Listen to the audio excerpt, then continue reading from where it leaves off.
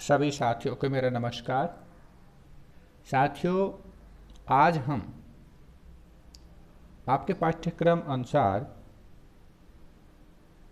जो कि पूर्व में आपको बलबन के बारे में बताया गया, आज हम बलबन का राजतत्व सिद्धांत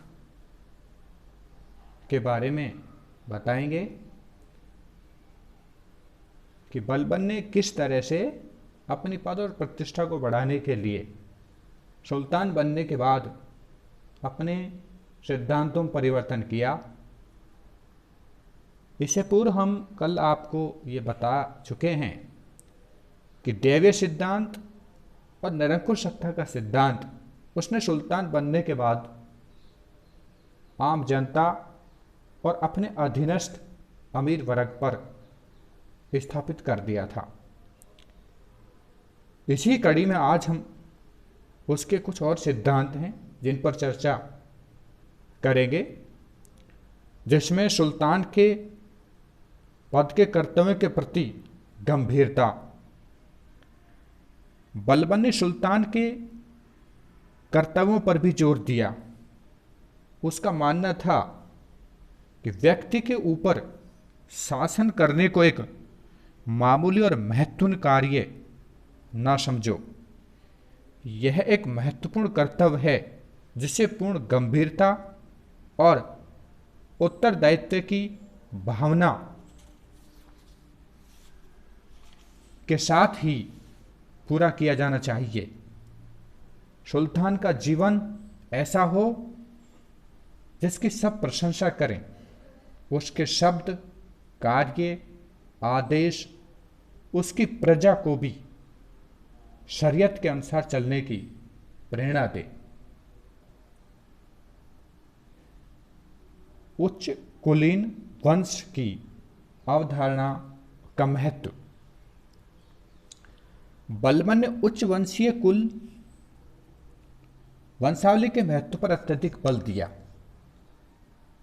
अन्य तुर्क अमीरों से शुम्भ को पृथक, अलग और उच्च दिखाने के लिए उसने अपने को फिरदौसी के शाहनामे में वर्णित अफरासियाब का वंशज घोषित किया। बलबन ने अपने समस्त अधिकारियों, सरकारी कर्मचारियों के पारिवारिक स्तर को निश्चित करने के लिए सभी प्रदेशों से वंशावली विशेषज्ञ एकत्रित किए गए। बलबन ने ऐसे लगभग 30 अधिकारियों को पद से हटा दिया जो उच्च वंश के नहीं थे।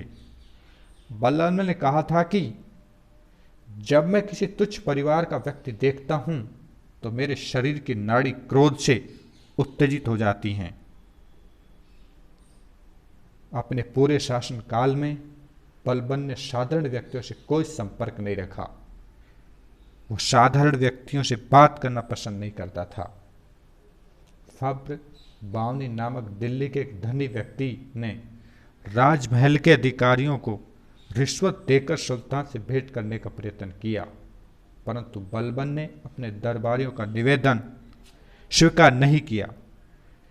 उसने राजा के पद को ऐसी संस्था का रूप दिया जिसका जनसाधारण के साथ निकट संबंध नहीं होना चाहिए। उसका मानना था कि अगर राजा और प्रजा का निकट संपर्क होगा तो अन्य लोग भी राजपद की आकांक्षा रखेंगे। प्रजावत्सलता। बलबन का विश्वास था कि राजा का पद ईश्वर द्वारा इसलिए प्रदान किया गया कि वह जनता के कल्याण के लिए कार्य करे। सुल्तान द्वारा दिए जाने वाले संरक्षण और देखभाल के लिए जनता को उसका आभारी होना चाहिए। यह तभी संभव था जब सुल्तान अपने कर्तव्य के प्रति सतर्क हो। यदि वह जनहित की ओर ध्यान न देकर राजा के पद तथा प्रतिष्ठा को आघात पहुंचाएगा तो उसे अपने राज्य काल में किए गए अपराध और दुष्कर्मों के लिए अंतिम फैसले के दिन दंड भोगना पड़ेगा। बलबन ने ईश्वर शासक तथा जनता के बीच त्रिपक्षीय संबंध को राज्य का आधार बनाने का प्रयत्न किया। शक्ति का प्रदर्शन।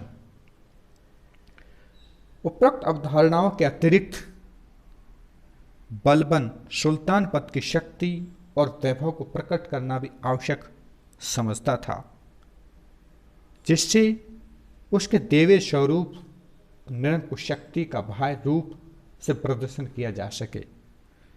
इस प्रकार का प्रदर्शन राजशक्ति के प्रति आदर और भय उत्पन्न करता था। इसके लिए उसके व्यवहार में अत्यंत गंभीरता आ गई।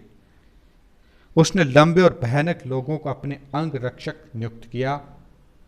दरबार में सुल्तान का अभिवादन करने के लिए सिजदा, जिसका अर्थ होता है घुटने पर बैठकर सिर झुकाना,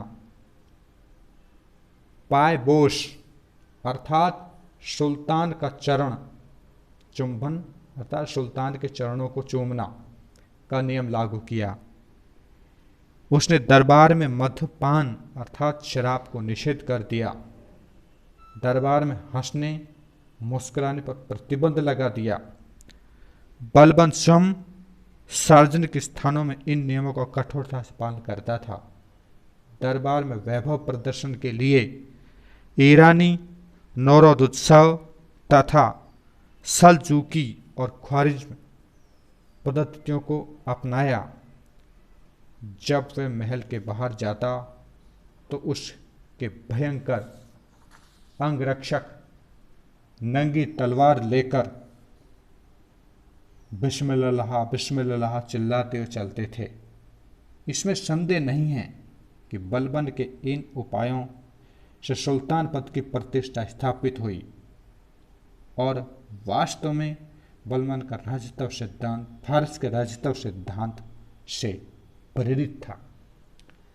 इस तरह हम कह सकते हैं कि बलबन द्वारा राजतत्व सिद्धांत के रूप में जो नियम और सिद्धांत अपनाए गए और उन नियम और सिद्धांतों को आम जनता पर लागू किया गया, साथ ही उसने अपने कुछ नियम और सिद्धांत भी बनाए, जिसके परिणाम स्वरूप उसके शासनकाल में हम देखते हैं कि इसका प्रभाव देखने को मिलता है।